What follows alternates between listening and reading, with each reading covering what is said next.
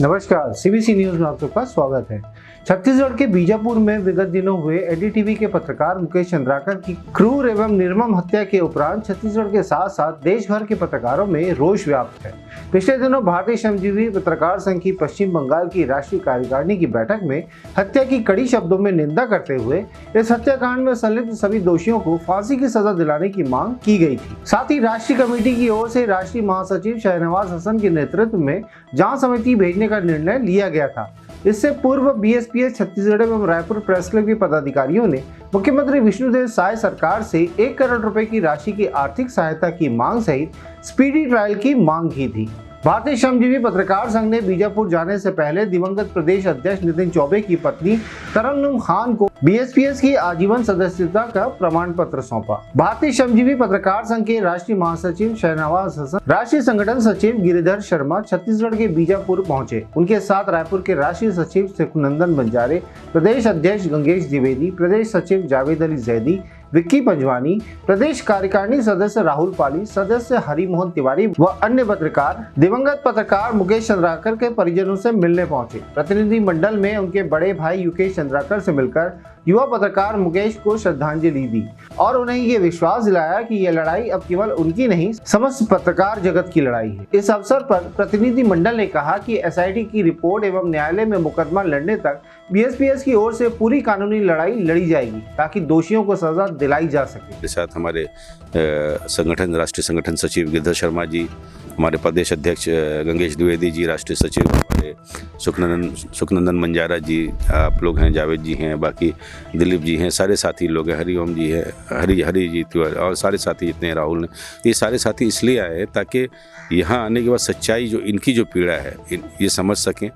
और सरकार ने जो घोषणा की है और जो एसआईटी का गठन हुआ है तो इसको लेकर टिप्पणी करना अभी समय से पहले हो जाएगा, समय से पूर्व हो जाएगा, क्योंकि जब तक कि रिपोर्ट नहीं आती एसआईटी का जो कार्यकाज का अब तक क्या रहा है कार्यशैली और क्या मेन अभियुक्त अब तक पकड़े गए हैं कि नहीं पकड़े गए हैं, नहीं पकड़े गए हैं तो क्या हो रहा है, तो ये इनकी ब्रीफिंग आने तक अभी हम लोग इन पर नज़र बनाए हुए हैं एसआईटी की रिपोर्ट को लेकर।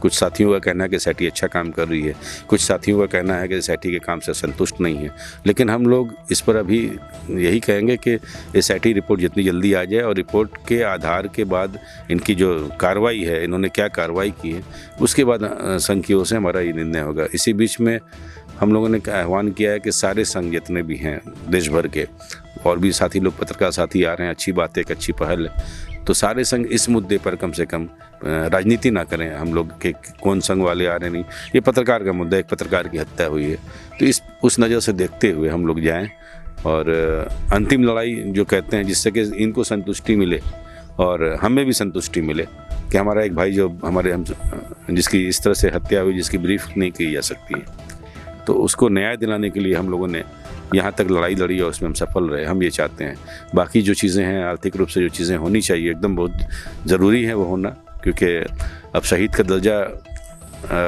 इस पर बड़ी चर्चा होती है।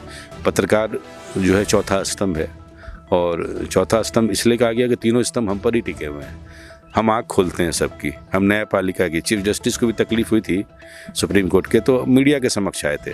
नेताओं को भी, चाहे सत्ता पक्ष हो, प्रधानमंत्री को भी तकलीफ होती है तो मीडिया को बताते हैं, विपक्ष के नेता भी मीडिया को बताते हैं।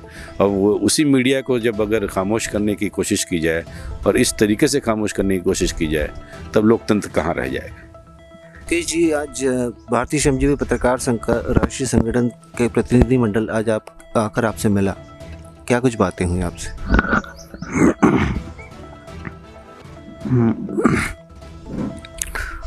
आए दिन जिस तरह से जब मैं कह रहा हूँ तो लगातार जिस तरह से पत्रकारों पर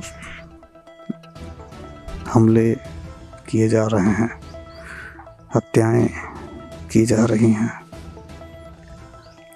तो इस तरह के अपराध रोके जा सकें, इस दिशा में संगठन की तरफ से प्रयास किए जाएंगे। साथ ही साथ परिवार के लिए, मेरे बच्चे मुकेश के लिए न्याय मिलने तक लड़ाई लड़ने की बात भी उन्होंने कही है।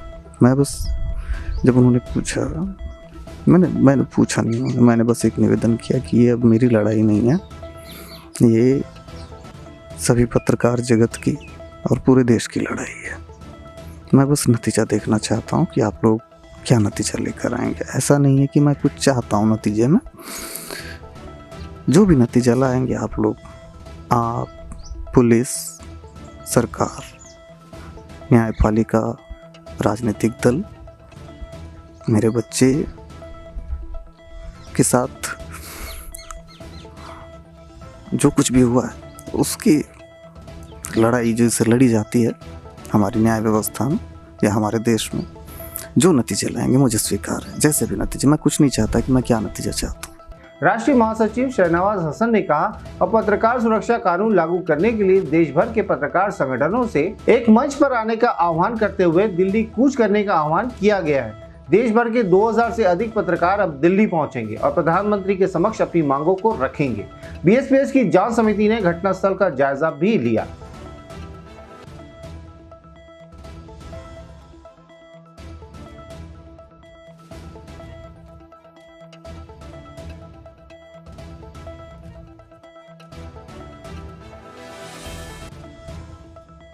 बीजापुर एसपी जितेंद्र कुमार यादव से बीएसपीएस जांच समिति ने मुलाकात की। बीजापुर के एसपी ने युवा पत्रकार के जांच को लेकर हर पहलू को पूरी गहनता से तकनीकी रिपोर्ट तैयार कर न्यायालय में प्रस्तुत करने की बात कही। बीजापुर एसपी ने बताया कि पूछताछ के दौरान हत्या में इस्तेमाल वाहन, लोहे की रॉड व अन्य साक्ष्य भी बरामद किए गए हैं। मुकेश इंद्राकर में अब तक की क्या कार्रवाई हुई? देखिए, मुकेश इंद्राकर जी की जो हत्या हुई है उस पर जितने भी एक्यूज्ड हैं और उनके बाद भी सारे जो फिजिकल एविडेंस है, इसके अलावा जो टेक्निकल एविडेंस है, सारे कलेक्ट किए जा रहे हैं और जितने भी गवाह मौजूद थे उनके बयान किए जा रहे हैं और इसमें पूरी तरह से केस को पुख्ता बनाया जा रहा है ताकि जो गुनहगार हैं उनको सजा मिले और जो हमारे साथी पत्रकार मुकेश चंद्राकर को न्याय मिले।